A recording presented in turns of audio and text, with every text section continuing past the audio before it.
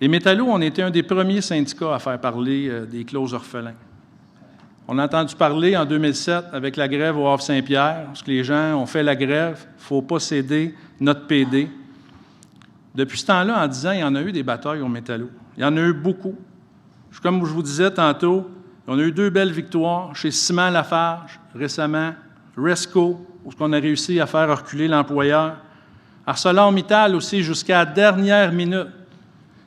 Il était minuit moins 5, on était à Dorval, au Sheraton, on a réussi à faire reculer l'employeur sur ses demandes de concession sur le fonds de pension pour les clauses orphelins. C'est tout un tour de force. Sur les enjeux, justement, des clauses orphelins aux métallos, on a mené la bataille sur 3 fronts récemment.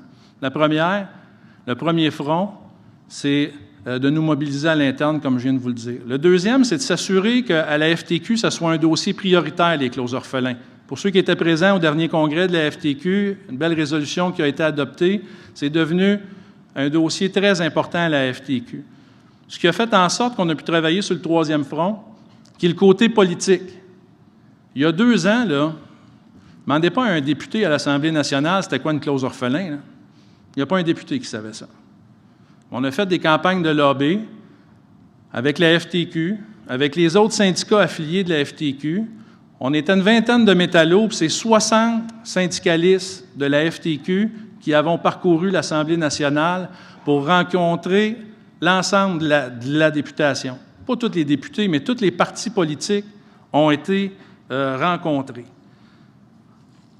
Puis récemment, on voit que ça commence à bouger. On entend des rumeurs, peut-être qu'il va y avoir un projet de loi.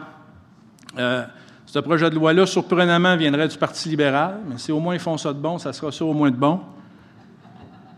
Ça serait l'aboutissement de beaucoup de travail pour la FTQ, mais aussi pour le comité des jeunes de la FTQ, pour aussi le comité des jeunes des métallos qui se sont impliqués à fond, mais aussi pour notre syndicat. Ce n'est pas encore fait.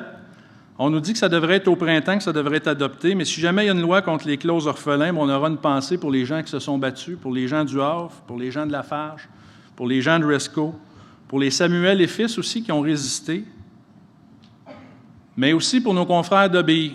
Je vous l'ai dit tantôt, ça vient de sortir, nos confrères d'OBI, 97% un mandat de grève. Encore une fois, l'employeur veut instaurer un régime à 2 vitesses pour les nouveaux employés.